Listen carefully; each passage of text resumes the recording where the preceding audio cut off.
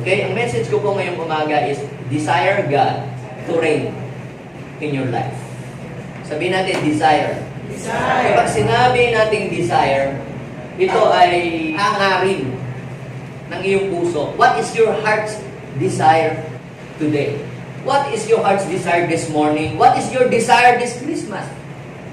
What is your heart's desire this year 2025 na darating? Basahin natin ang Matthew chapter 6 verse 33. Go! Ngunit higit sa lahat, pagsikapan ninyo na kayo'y yumaman. Pagsikapan ninyo na kayo'y maging sikat. Pagsikapan ninyo na kayo'y, ano sabi? Yun pala. Ngunit higit sa lahat, pagsikapan ninyo kayo'y pagharian ng Diyos. Higit sa lahat. Pagsikapan ninyong pagharian kayo ng Diyos at mamuhay ng ayon sa kanyang kalooban at ibibigay niya sa inyo ang lahat ng inyong pangangailangan. Sino dito ang pumunta na aamin na siya'y may pangangailangan? Amen.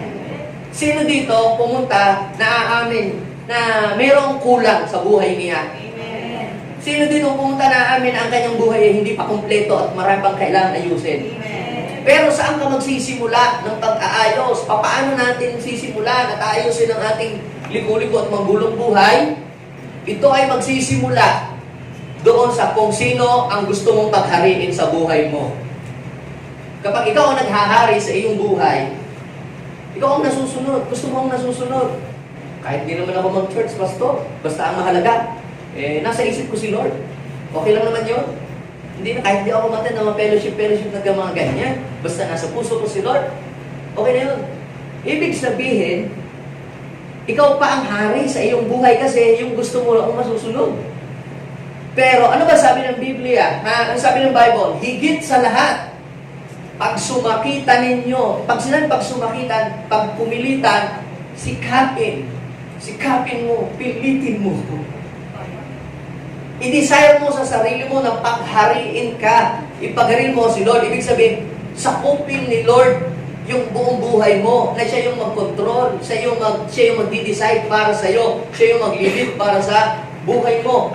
Pagsikapin yung kay pagharian ng Diyos at mamuhay ng ayon sa kanyang kalooban. Pag sinabing kalooban, ayon sa kanyang gusto, sa kanyang nais, sa kanyang hangarin, sa kanyang layon. Ano ba ang nais ng Lord? Sa kanyang mga anak. Sabi ng Lord, sa kanyang mga salita, 6 na araw kayo, mag-work para sa inyong sarili. Gusto niyo ng blessing? Mag-work kayo sa loob ng 6 na araw. At yung ikapito, bigay niyo sa akin. Bakit? Kasi yung araw na yun, holy yun for me. At i-bless niya ang araw na yun. Kaya nami-miss mo yung spiritual blessing, it is because hindi ka nagbibigay ng oras para sa Diyos. Marami kang time sa mga material na bagay, pero wala kang time sa nagbibigay ng pagpapala. Ang ginagawa mo, hinahabol mo ng hinahabol ang mga blessing, ang mga material things. Kaya nangyari, dahil hinahabol mo, palayo ng palayo. Pag hinabol mo ang isang bagay, palayo o palapit? Palayo, hinahabol mo eh. Pero pag ang hinabol mo ay si Lord, ang pinorso mo ay si Lord, siya ang blesser, siya ang source ng lahat nating kailangan. Dahil siya ang source, mababaligtad.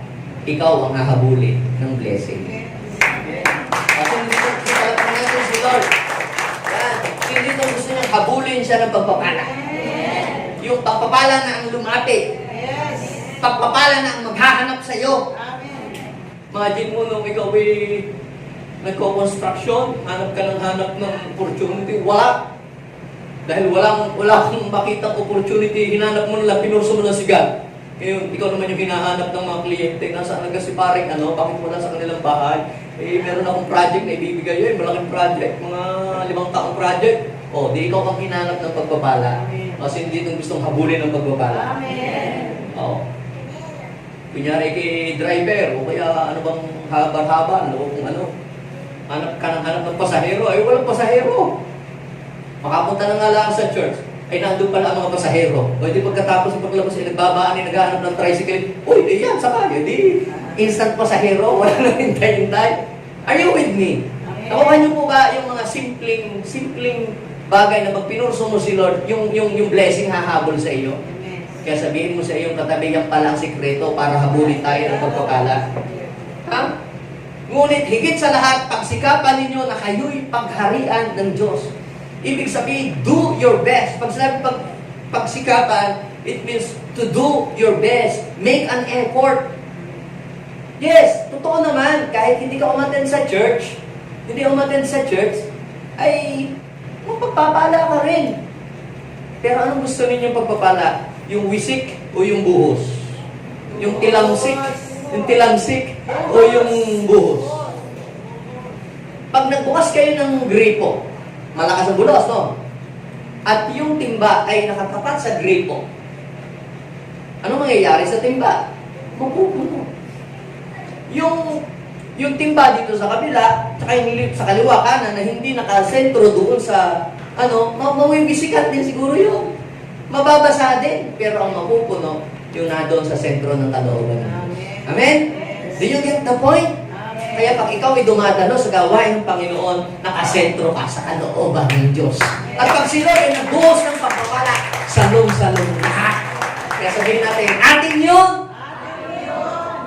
Sino dito gusto niyang masalo ang mga spiritual blessing ng Lord? Amen. Yes.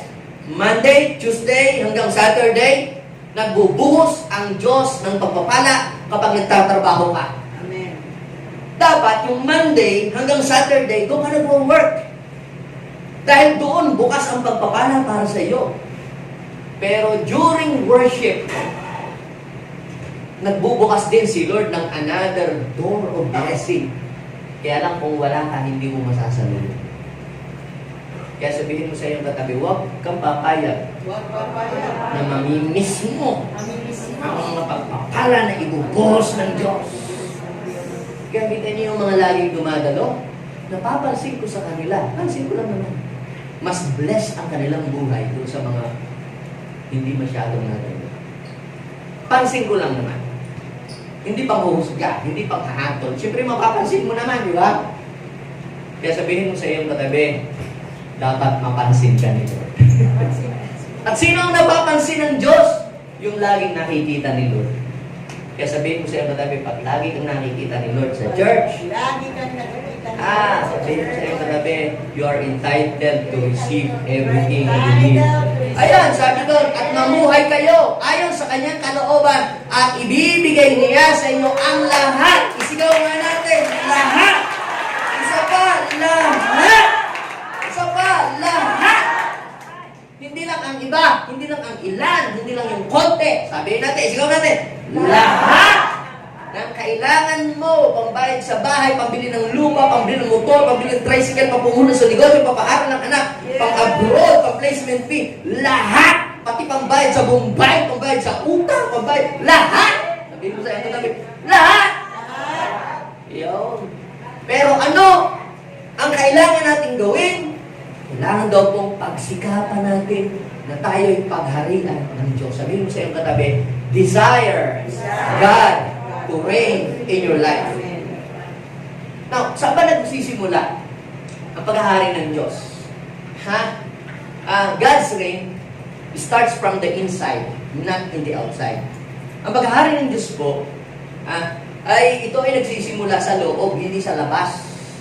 Hindi lang yung ikaw ay dapat yung religyoso ka, tuwing alas 6, yung nagdadasal kayo, ikaw ay maging religious. Diba ho yung pagiging religious, nakikita lang sa labas. Panglabas. Pag religyoso, yung panglabas.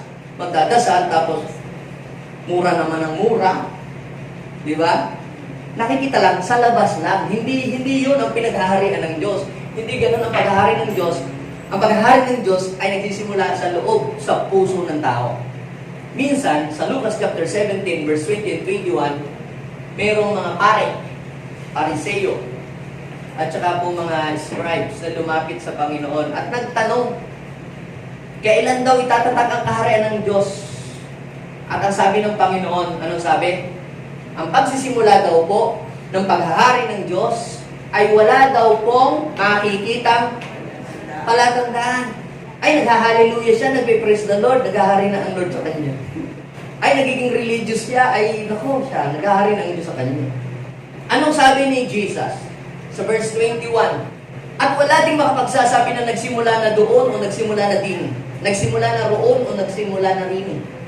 Ang totoo, sabihin natin, ang totoo. Ang Diyos ay nagsimula ng maghari sa puso ng mga nananalig sa Kanya. Amen. Meron bang pumunta ngayong umaga sa lugar na ito na nananalig sa Panginoong Jesus? Amen. Sabihin mo sa iyong katabi, congratulations. Congratulations. Nagsisimula ng maghari ng Wala na. Diyos. Sa kabila naman, nagsisimula na palang maghari si Lord sa iyong buhay. Dahil nagsisimula na ang Diyos na maghari sa iyong buhay, abangan mo ang buhay mo paganda ng paganda, pabuti ng pabuti, paayos ng paayos, paunlad ng paunlad. Amen? Yes. Yung mga taong dumadalo dito, yung unang panahon na sila ay dumadalo dito, hindi ganyan ang mga buhay ng mga iyan. Para ho doon sa mga bago. Para sa mga bagong naririto, yung mga tao na nakikita ninyo kung sabihin natin, buti pa si sister, ganito, ganyan, nasaya niya, ganito, na-bless ang buhay niya. Hindi dati ganyan ang mga buhay ng mga iyan. Ba't nagkaganyan? Nagpatuloy lang kay Lord. Pinaghari lang nila ang Diyos sa kanilang buhay. Kumilos ang Diyos sa buhay nila. Kaya anong nangyari ang buhay nila? Paganda ng paganda, pabuti ng pabuti, paayos ng paayos, pasagana ng pasagana, payaman ng payaman. Sabihin mo sa katabi, kasunod ka na, kasunod na tayo!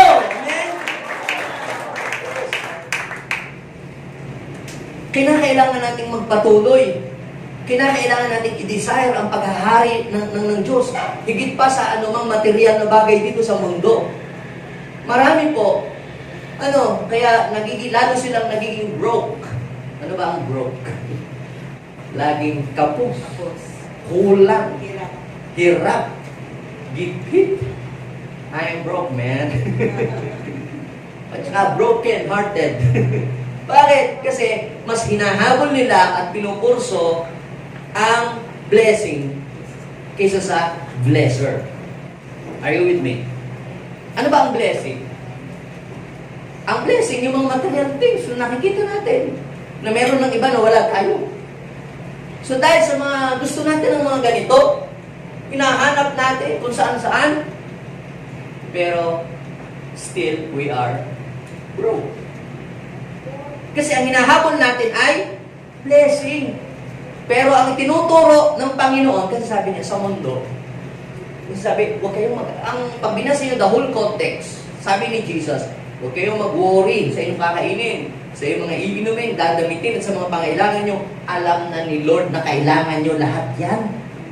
Sabihin mo sa iyong katabi, alam na pala ni Lord. Bakit alam pala ni Lord, Pastor? Ba't niya hindi ibinibigay? Tanungin mo yung katabi, bakit nga ba? Bakit nga ba? Yung isang araw, may nabigay ko ng ticket doon sa amin, sa bahay. Pare, Pastor, blessing, may ayuda. Nagkataon naman na hindi ako makakapunta. Meron akong appointment ng araw na iyon, oras ng bigayan. Napusol, Pastor, hindi nyo makukuha kasi wala kayo.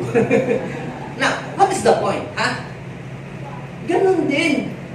Paano natin matatanggap ang mga bagay na kailangan natin kung malayo ka naman sa Diyos? Kung wala ka sa Kanyang kaharian, nandun pa sa labas, nasa iba kang kaharian, nasa kadiliman, nasa kasalanan, nasa mundo. Are you with me? Ang sabi ng Diyos para matanggap mo, di ba? Sa mga ayuda nga, dapat nandun ka, alas 3, dapat nandun o alas 5, may oras pa, ikaw pa nga pinakamaaga. Tapos may trabaho ka, may gagawin ka, may appointment kang iba, pero ano gagawin mo? Ay, hindi mo na ako maglalaba. Ay, hindi mo na ako magluluto. Di ba? Hindi mo na ako magplatansya. Punta ko doon sa munisipyo, kuha ng ayuda. Kita mo, para makuha mo lang ang isang bagay, na yung bagay na yun, panandalian, lagi naman na tayo nakakatikim ng sardinas. Sardinas din lang naman ang ibibigay. Ay, pero nagagawa mong isakripisyo yung pinakamahalaga para lang sa sardinas. At bigas na madaling mapanis. Di ba? O, ginagawa mo ang lahat. What is the point? Ano ang point ko dito? Eh di dapat mas lalo mo kayang isakripisyo ang lahat kasi si Lord, ang Diyos ng mga Diyos, Hari ng mga hari, ang pinupuntahan natin dito. At siya ang nagbibigay ng hilinga, ng buhay, ng lakas. Di ba? Siya ang nagbibigay ng lahat ng kailangan natin. Ng energy, ng ability, ng power to get well. And He is our source of strength. So mas lalong dapat ay gawin mo yun para kay Lord. At doon, automatic, sabi doon, at ibigay niya sa inyo ang lahat. Amen. So sabi, ang paghahari ng Diyos ay wala nakakapagsabi kung nagsimula na doon, nagsimula na din. Ang totoo, ang Diyos ay naghari sa puso ng nananalig sa Kanya. Kung sa oras na ito, 100% nananalig ka, walang duda, walang pag-aalinlangan, basta nananalig ka na si Jesus ang Savior, tagapagligtas, isinilang siya sa mundo para sa katubusan ng kasalanan mo. Congratulations, dumating na ang paghahari ng Diyos. Amen. Dahil hindi naman lahat nananalig kay Jesus. Yung iba, ang paniniwala niya kay Jesus, hindi totoo. Yung iba, hindi naman Diyos niya si Jesus. Yung iba, ngayon naman si Jesus, hindi nabuhay. So, hindi sila nananalig. Kaya sabihin mo, ang blessing ni God, para lang sa nananalig kay God, hindi para doon sa hindi nananalig. Are you with me? Amen. Now, what are the kinds of heart that God wants to reign? Ano ba yung klase ng puso na gusto ng Diyos, nais ng Diyos na pagharian niya? Kung ang paghahari ng Diyos ay nagsisimula daw sa puso ng nanalig sa Kanya, eh anong klase ng puso yun? At dapat ay magkaroon din tayo noon. Magkaroon din dapat tayo ng ganong klase ng puso. Una, na puso na gusto ng Diyos na pagharian ay yung pong the hungry heart. Sabihin natin, the hungry heart. Ano ang kinauuhawa ng iyong puso? Naalala ko may song tayo dati ganong kanta, di ba? Song, kanta, pares na pala. may song tayo kinakanta noon dati. Paborito pa nga natin. Halos linggo-linggo yata, araw-araw, yun ang kinakanta. Kinauuhawan kita, aking Panginoon. O, nang saan ang kasulot? Hanap ng kaluluwa, ku'y ikaw. So, ibig sabihin, pag ang puso mo ay nauuhaw sa Diyos, ang hinahanap niyan ay Diyos. Pag ang puso mo naman ay nauuhaw sa alak, ang hinahanap ng mo ay alak. Di ba? Pag ikaw ay nagugutom o nauuhaw sa pagkain, ang hinahanap mo ay pagkain. Pero pag nauuhaw ka sa Diyos, ang hinahanap mo gawain ng Diyos. Pupunta ka sa gawain ng Diyos. Bakit? Dahil merong parang nagtutulak sa iyong puso. At nagsasabi, kailangan mo siya sa iyong buhay. Kapag sinabi, meron kang, yung hungry heart, at tao ko na merong hungry heart, you are willing to sacrifice everything para yung matugunan, yung iyong pagkagutom.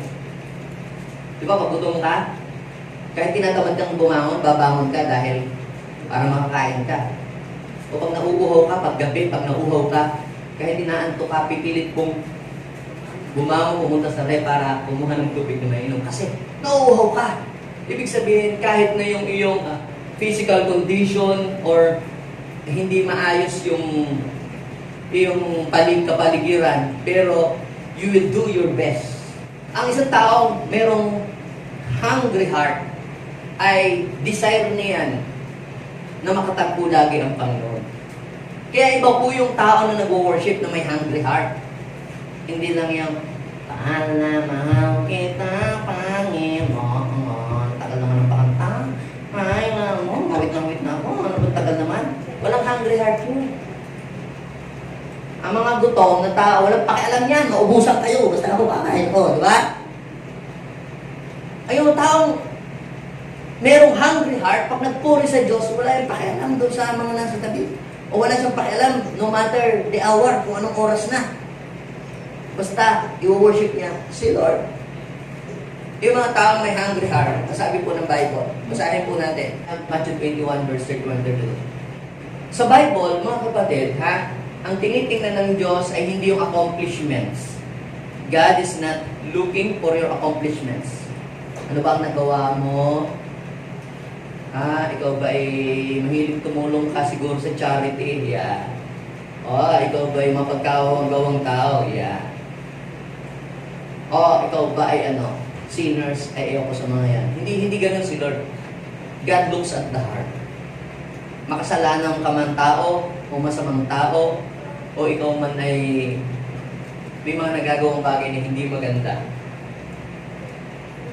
Sa Bible, si Jesus po ay merong sinabi na mas natutuwa si Jesus doon sa mga tax collector, doon sa mga makakasalanang maniningil ng buwis. Ang mga tax collector at saka mga prostitute, ang kinakadirihan ng mga Hudyo noong araw ng mga tao. Dahil ang tingin nila sa kanilang sarili ay sila'y matuwid sa harapan ng Diyos kasi hindi sila publikano at hindi sila prostitute. Ang tingin nila sa sarili nila, mabait sila, nalulugod ang Diyos sa kanila kasi mapagkawang-gawa sila at matulungin sila. Yun ang akala nila. But deep inside of their heart, nilalait nila yung mga taong mga sinners. Kaya ang sabi ni Jesus, ang makakasalanang publikano, the tax collector, yung mga tax collector na naniningil ng buwis, galit ang taong bayan doon sa mga maniningil ng buwis. Kasi lahat kailangan magbuwis. Siyempre, nagpapagawa tayo ng kalsada, di tayo magbubuwis. Ayaw nila ng buwis, sila ay nabubuwis. Pag kami na niningil ng buwis, pag nangituloy, baka pumangit. Kaya sila ay buwis na buwis sa mga maniningil ng buwis pag dumadating ang maniningil ng buwis. Galit sila sa mga buwis. Okay? So, pangalawa, yung mga prostitute. Yun. Dahil hindi sila prostitute, hindi sila maniningil ng buwis, ang tingin ng sarili, they are righteous. Pero ang sabi ng Lord, ang makakasalanang publikano ng mga masasamang babae, nauna pa sa inyo na pasakop sa paghahari ng Diyos. Bakit gano'n? Yes, gano'n nga ang buhay nila, pero nakikita ng Diyos that deep inside of their heart, bago matulog, they are crying. Lord, ayaw ko naman ang ganitong trabaho eh. Kaya lang talaga wala magbigay sa akin ng opportunity. Hindi ako nakapagtapos, hindi ako nagpag-aral. Diba? Hindi mo na alam ang laman ng puso ng mga tao yan. Wala po ako ipapakain sa aking anak. Kaya, kahit yung matandang uugod-ugod, inasawa ko na lang. Minsan, ginadjudge natin yung mga makakasalanan. Hindi natin kasi nakikita ang puso. But God looks at the heart. Sabihin mo kay God looks at the heart. Ang tanong is the question is this, is your heart hungry for God? Nauuhaw ba ang puso mo sa Diyos? Pwedeng nandito ka lang dahil wala na ang papalipas ng oras. Sino dito yung nagpapalipas lang ng oras? Mainit pastor sa bahay, doon na ako sa Diyos. Tsaka hindi ako makatulog, pastor. Pagka nasa church ako, nakikita lang yung preaching, biglang inaantok ako bigla. Kaya gusto ko magpaantok, pastor. Yung mga tao may hungry heart, kahit pagod, kahit inaantok, kahit busy, pupunta siya.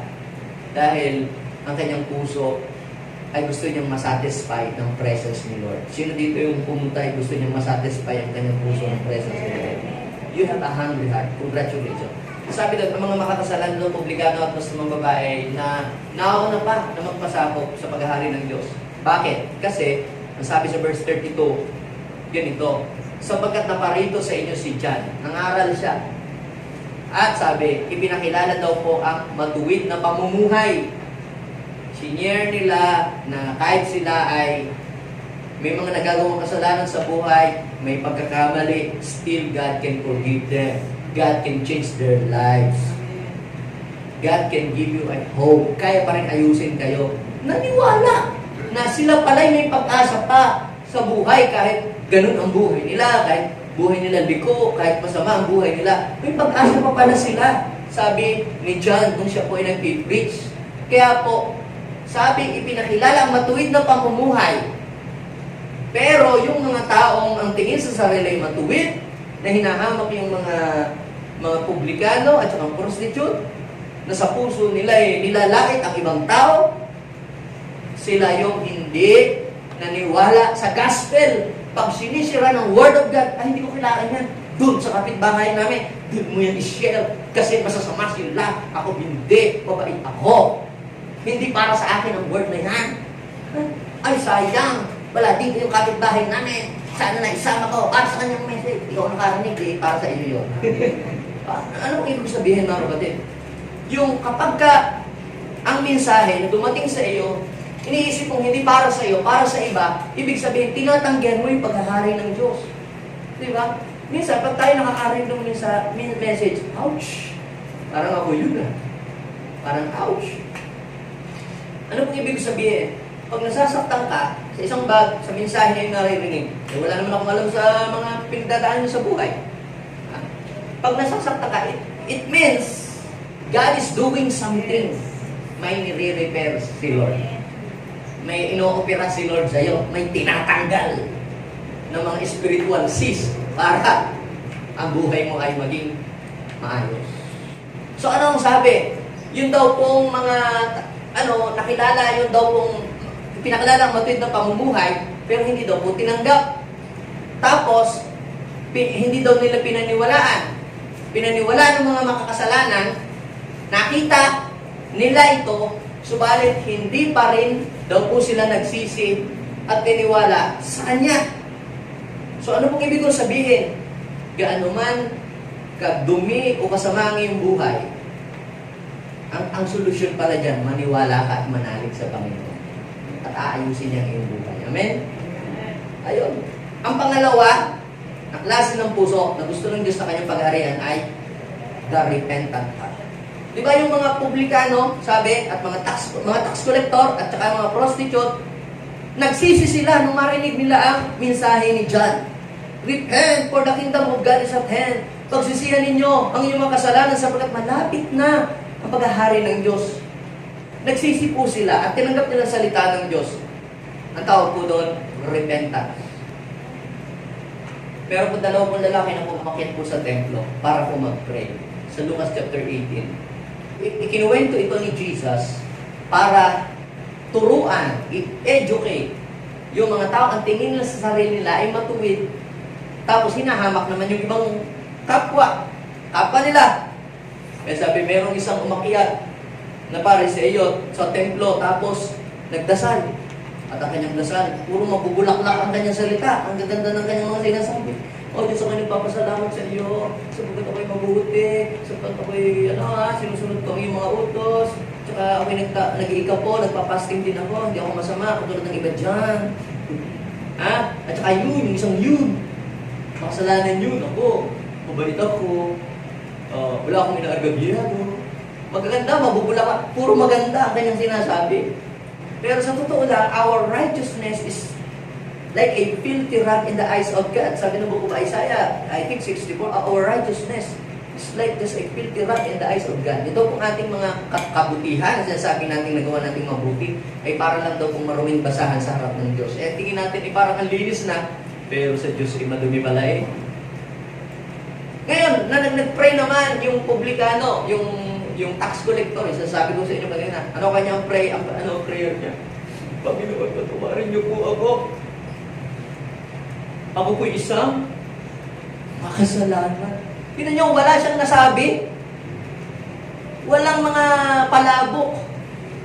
Walang mga magagandang salita. Basta ano lang kanya sinabi?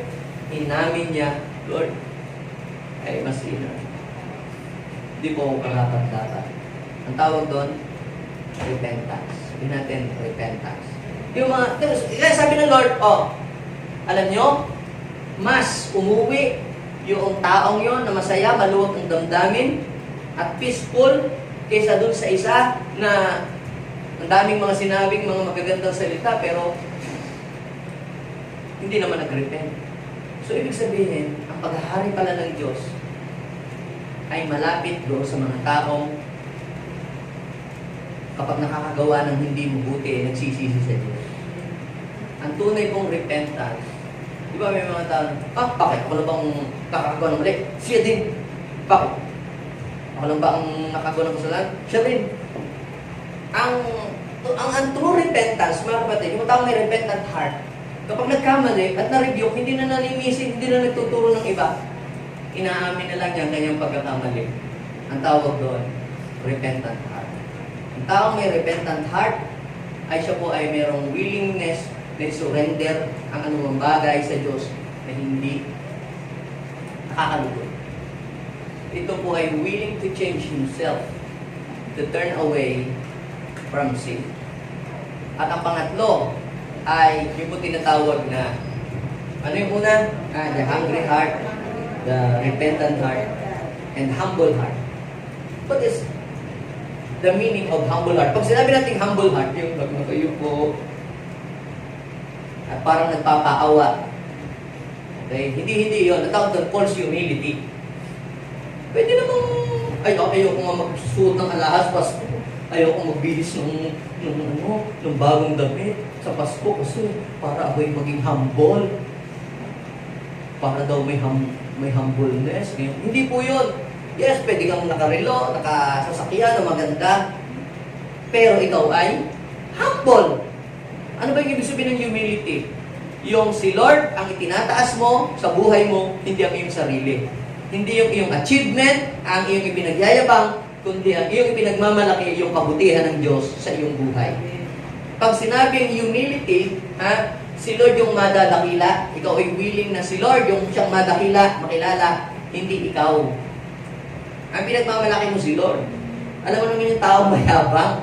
Ang pinagmamalaki mo, di ba sabi ng Bible, ang Diyos ang ipagmalaki ng sino mo may gusto, pagmalaki. Ang isang tao na mayroong humble heart, ay siya'y mayroong heart like a little children.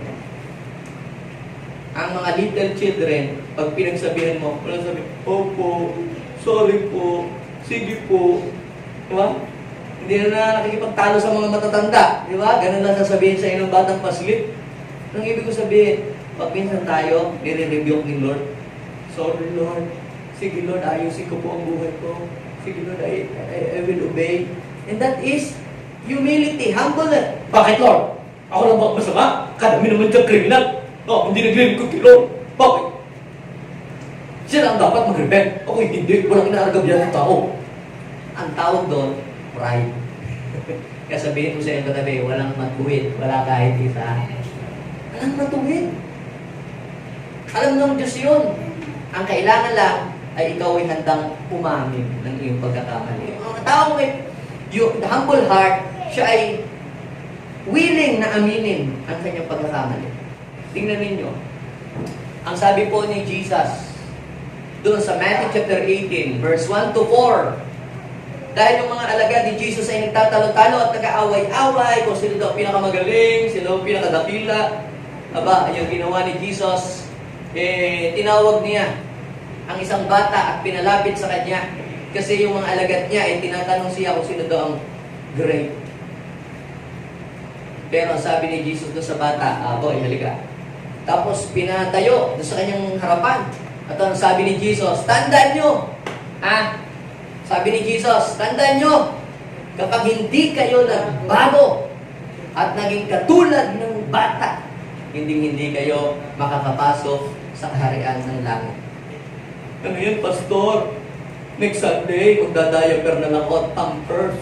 At saka magbabaon ako ng pom-poms at sandwich. Kasi sabi mo, tumulad sa mga bata, magkaiba ho yung childishness at saka yung childlikeness. Sabi ni Jesus, maging katulad kayo ng mga bata sa pagtanggap sa paghahari ng Diyos. Sa paghahari ng Diyos, sa pagtanggap sa paghahari ng Diyos.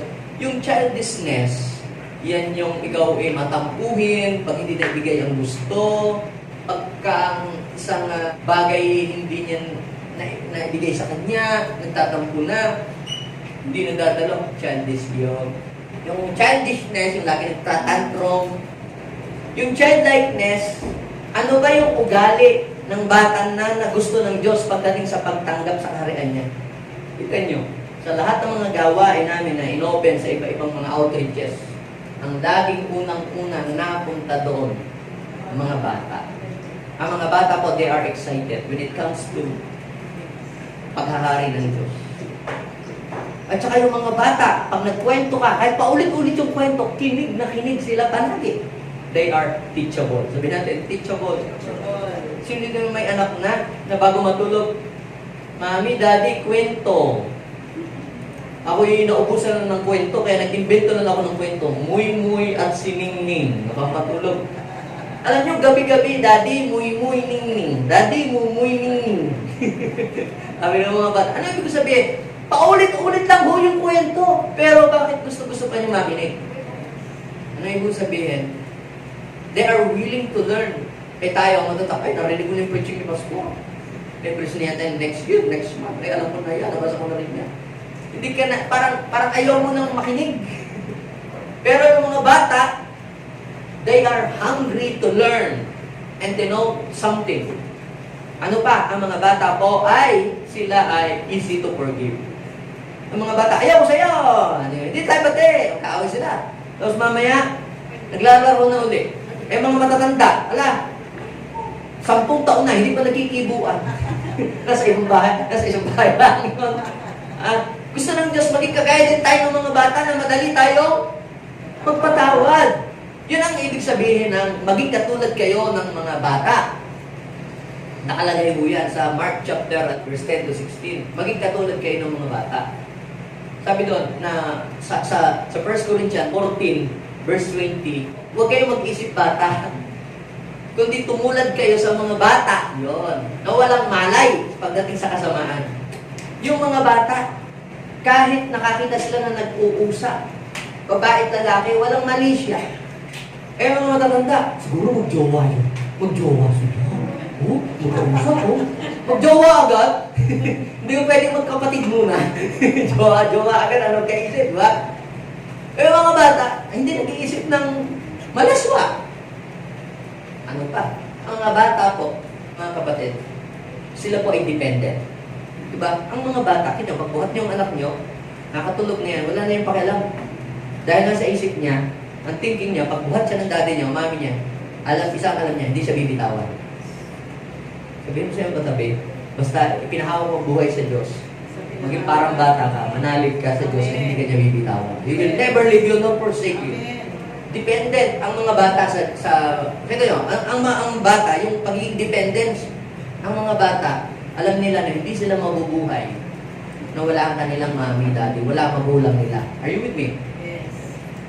Mami, milk, daddy, food, daddy, pera, hingi. Anong ibig sabihin? Ang pagbata pa, nakadepende. Anong kwento? Gusto ng Diyos, ganun din tayo sa mga bata, na hindi tayo magdidepende sa lakas natin, sa ibang tao, magdidepende sa kung kanino, magdidepende lang tayo sa Kanya ng lahat ng ating pangangailangan. At ang sabi ng Lord, ang sino mang hindi maging kagaya ng bata sa pagtanggap sa paghahari ng Diyos, eh hindi kayo paghaharian ng Diyos. Sabihin mo sa iyong katabi ay tularan natin ang mga bata sa pagtanggap sa paghahari ng Diyos. Tandaan ninyo, ang sino man nagpapakababa na gaya ng batang ito, ang siyang pinakadakila. Kaya yung mga humble, if you want to become great, you must be humble. At ang last, ang mga tao pong merong obedient heart. Sabihin natin, obedient heart. Yung puso masunurin. Ikaw ay willing na sumunod sa kung ano yung instruction ng Diyos para sa iyo. Hindi enough yung nag-hallelujah ka lang, nagpe-praise the Lord. Pinag-haharian na yan ng Lord kasi, kita mo, nag-hallelujah siya.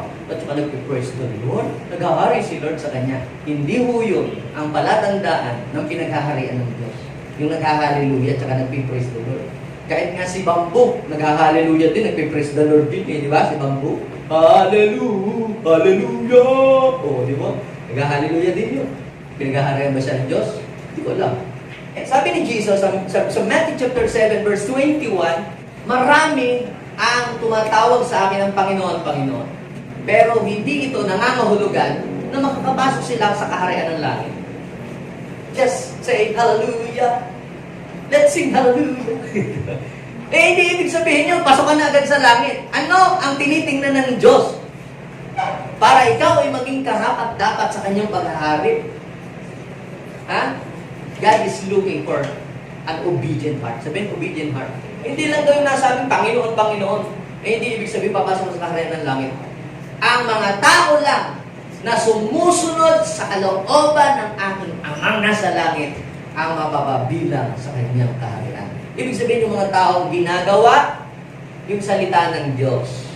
Yung pinakikinggan natin ditong message, pag uwi natin sa bahay, ating sinisikap na yan ay mai-apply. Bagamat hindi naman natin kayang i-apply agad lahat ng sabay-sabay at sa dami ka naman natin narinig lagi ditong aral. Pero yun ay ating nalalakaran. At yun ay dinidesire natin na magawin natin. Sabihin mo sa iyong katabi, nagsisimula na maghari ang Diyos sa inyo. Now, before I end, and what are the effects of God's reign in human lives? What are the powerful effects? So makikita po natin, para pong ganito eh.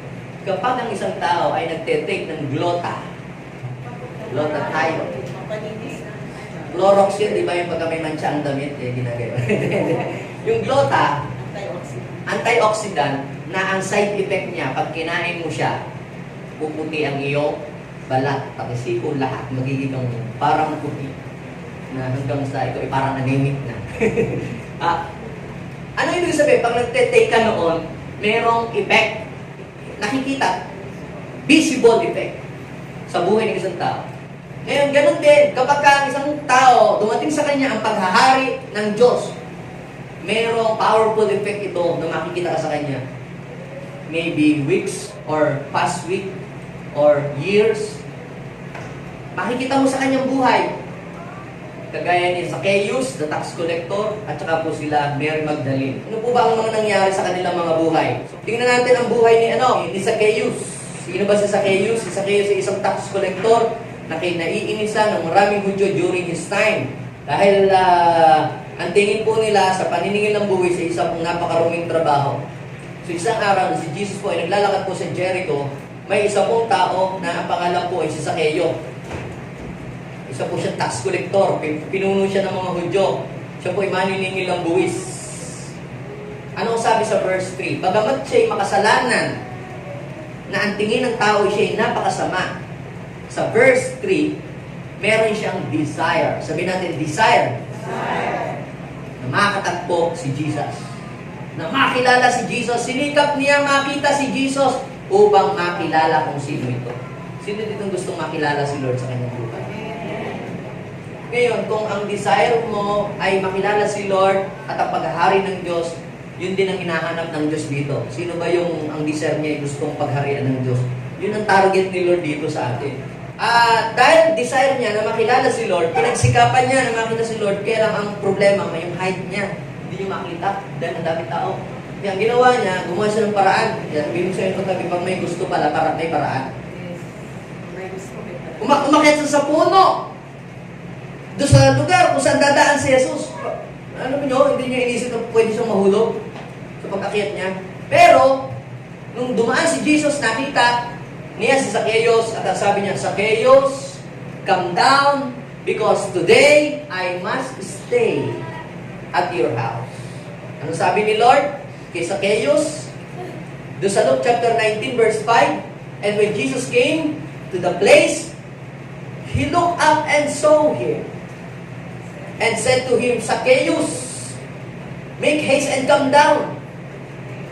For what? Sabihin natin, isigaw natin. Today, sabi ni Lord, today I must stay at your house. Not tomorrow, not next month, not next time, not next year. But today, sabihin siya kung sabihin, now na. At anong nangyari? Si Zacchaeus po ay excited. Ang tanong, are you excited? Excited ka ba na pagharian ng Diyos? Ang buhay mo? Now, what will happen to us? Ano ang mga powerful effects sa buhay ni Zacchaeus na isang sinners nung ang Panginoon ay pinuntahan siya? Tatlo. Una, real joy. Sabihin natin, real joy. Real joy. Siya daw po ay nagmamadaling tuwang-tuwang tinanggap si Jesus. Bakit? Hindi ba siya masaya dahil mayaman na siya maganda kayong trabaho?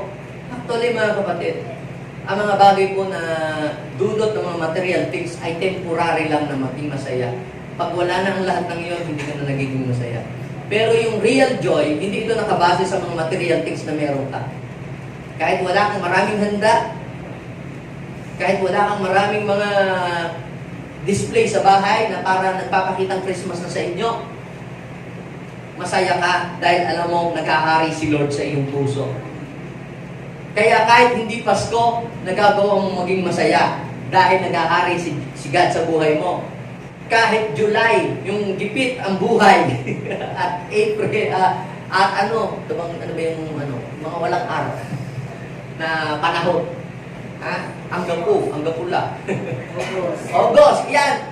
Pero kaya mo pa rin maging masaya. Hindi dahil birthday ko yung August, Masaya tayo. Bakit? Dahil nag-ahari si Lord sa ating buhay. Amen? Real joy starts from the inside, not in the outside. Kagaya ng nararanasan mo ngayon, kahit may problema ka, kapag sasaya ka, dahil alam mo, buhay ang Diyos mo ay kanyang tulungan. Are you happy? Oh, sabihin mo, I am happy. Because Jesus is with me. At tapos, ano kasunod na nangyari? Sa sobrang niyang excited. Nagbubulong-bulong. Ano ba, may mga marites na din pala noon. Nagbubulong-bulungan. Ano ka, the next verse. Nagbubulong-bulungan yung mga kapitbahay. Bakit ito, Jesus? Masama. Di ba yan, narinig na boses siya? Masama ang trabaho niya. Maraming kickback yan, tsaka mga racket. Pero, hindi niya pinansin ang mga sinasabi ng mga kapitbahay niya. Hindi pinansin niya sa kayo. Sabihin mo sa iyong katabi, ano bang sabihin ng iyong kapitbahay? Sa pagdalo mo sa church at paglapit kay Jesus, hayaan mo lang sila. Huwag mo silang pansinin. Bakit? Hindi sila ang magbe-bless sa iyo, si Lord. Amen? Ano ang sabi ni Zacchaeus? Panginoon! Tumayo siya. Ano sabi niya? Ipamimigay ko po sa mga mahihirap ang kalahati ng aking kayamanan at kung ako'y may nadayang sino man, isasauli ko ito sa kanya nang makaapat na beses. Sana isa ako doon. Anong ibig sabihin nito? Ang tawag po dyan, mga kapatid, ay real change. Sabihin natin, real change.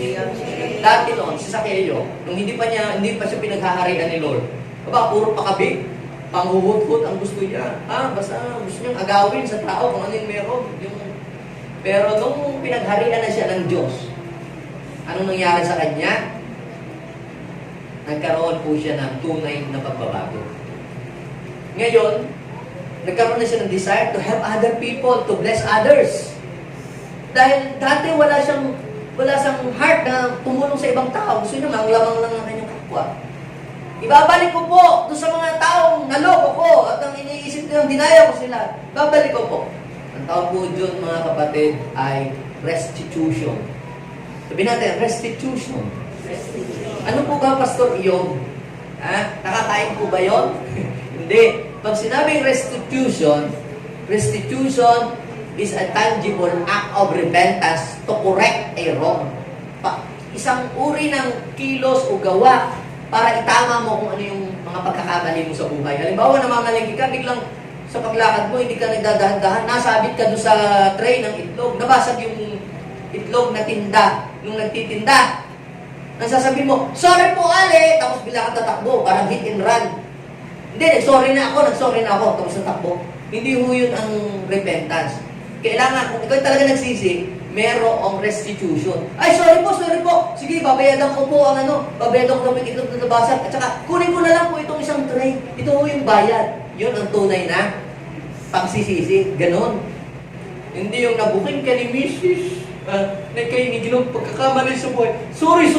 Pero tuloy ka pa din. Sorry. Siya, sige, ako na maglalaba, ako na maglilinis. Ako na restitution. Nakukuha po ba ninyo? Ang restitution ay meron kang ginagawang isang bagay para itama at ituwid ang iyong pagkakamali. Yun ang tunay na pagsisisi. Sorry na nga. Ano ba ka naman? Ba't ang arte-arte mo? Sorry na nga. Sabi na nga, sorry na nga eh. Hindi ho yun tunay na pagsisisi. Bakit? Para sinisisi mo pa yung tao, ikaw nga yung nagkamali. No? Ikaw kasi. Kaya ganito. Hindi Hindi ho yung tunay na pagsisisi. Ang tunay na pagsisisi yung ginawa ni Zacchaeus, yung i-demonstrate niya. At yun ay real change. Nabago siya kasi hindi naman ganun siya dati. At ang last, nakita ni Lord na ganun ang nangyari. Isang makasalanan na ngayon ay nagkaroon ng pagbabago. Anong sabi ni Jesus doon sa Lucas chapter 19 verse 9 and 10? Sabi doon, Jesus said to him, today. Sabi natin, today. Isa pa, today. Are you happy today? Naalala ko yung kaibigan ni Pastor Bong dyan sa may Binmalay na yun, taga UK. Are you happy? Yeah, I'm happy to die. Sabi, today, salvation has come to this house. Bakit? Because he accepted Jesus that day. Kaya sabi, do you want to experience salvation today? You must let God reign to your life, not tomorrow, not next year, not next month. Sabihin mo sa iyong katabi, today. God want to stay in your heart. Sino itong gusto niyang maghari ang Diyos sa kanyang buhay? Sabihin mo nga sa iyong katabi, now na. Tayo po lahat ay tumayo, tayo lahat ay tumindig. Yung mga taong gustong maghari si Lord sa kanyang buhay, ngayong Kapaskuhan, dapat ay paghariin natin ang Diyos sa ating buhay. Yan ang kailangang maging unang-una na maging concern natin ngayong buwan na ito. Ang siguraduhin natin na si Lord talaga ay naghahari sa ating buhay. Yung iba ang concern, marami akong mga papapasukin. Marami, pipila na ako ng mga inaanak, yung mga naghahanda na, balot na ng mga regalo. Masama ba yun? Hindi.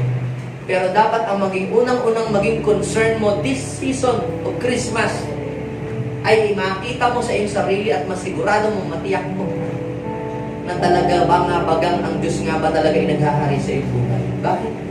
Hindi ka magiging masaya ang Pasko kahit kailan kung hindi naghahari ang Diyos sa iyong buhay. Dahil ang Pasko ay patungkol sa paghahari ng Diyos sa buhay ng tao. Amen? If you want God to reign in your life, just bow your head. Have a hungry heart before the Lord. Have a repentant heart. Have a hungry heart. Sabihin mo na, Lord, ang buhay ko ay kulang kapag wala. Have a repentant heart. Aminin mo kay God na ang iyong mga pagkakamali sa buhay, that you are not perfect, at kailangan mo siya para baguhin niya ang buhay mo. Have a humble heart.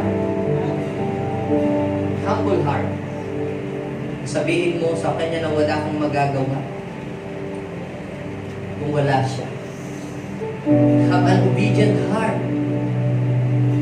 Sabihin mo sa Kanya na, Lord, beginning today, dahil Ikaw na ang hari ng buhay ko, Ikaw na po ang susundin ko, hindi po yung gusto ko, hindi po yung plano ko, kundi yung plano mo. Dati noon, yung gusto ko lang, yun lang ang sinusunod ko, pero hindi naman nagiging maganda ang outcome. But today, Lord, give me an obedient heart that willing to follow your instruction, your will in my life.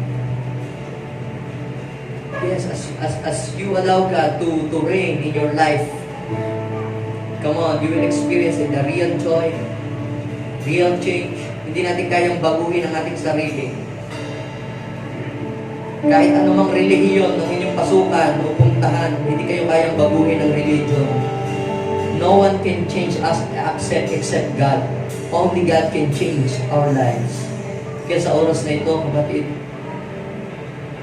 if you want to experience the real salvation, let God reign in your life. Oh, we bless your name. Yes. This is my desire. Yes, Lord. Let's worship the Lord. Pagkaringin natin ang Diyos sa buhay natin. Let's song. Real and true sa ating buhay. I worship you. Yes, Lord.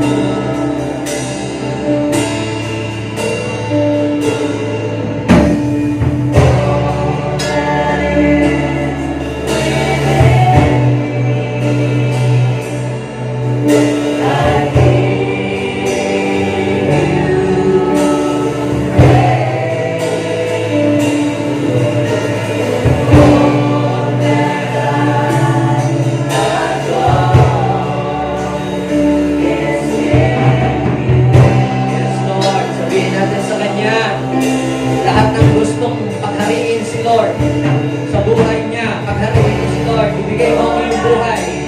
Ibigay mo ang iyong puso. Yes, huwag mong ibigay ang puso mo sa iba. Huwag mong ibigay ang buhay mo sa iba. Si Lord lang ang may karapatan na magmay-ari ng buhay mo. Si Lord lang ang may karapatan na mag-ari ng puso mo. Yes, Lord. Yes, oh God. Yes. Come on. Yes, sabihin natin, Lord, I give you. Just give your soul to the Lord. Yes. Yes, Lord. Touch your people in this place.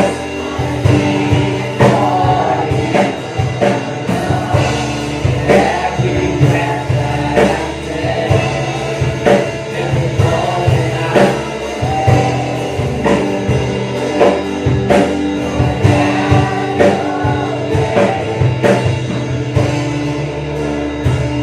Yes.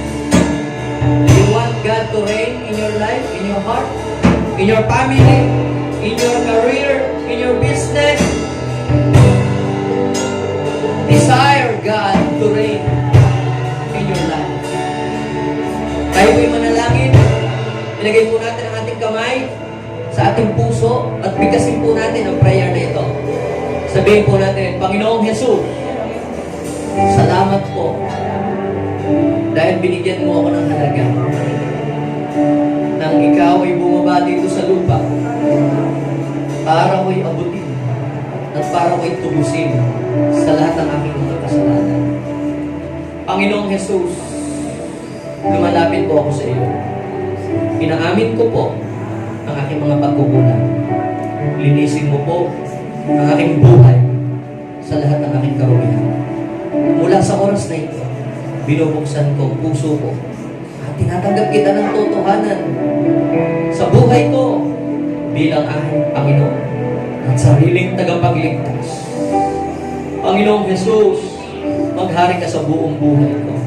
Kinikilala kita bilang ikaw ang hari at aking tagapagligtas. Maraming salamat po. Inaangkin ko ang tunay na kagalakan, ang tunay na pagbabago, ang tunay na kaligtasan. Ito'y aking mararanasan sa buhay. Dahil ikaw ay naghahari sa puso.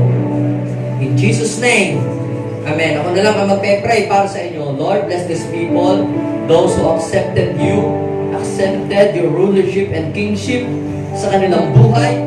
God, tuparin mo ang Matthew 6:33 sa buhay nila. Sila na mga nagsumikap na paghariin ka sa kanilang buhay. I pray, Lord, ipagkaloob niyo po ang lahat ng kanilang pangailangan. In Jesus' name. In Jesus' name. Amen.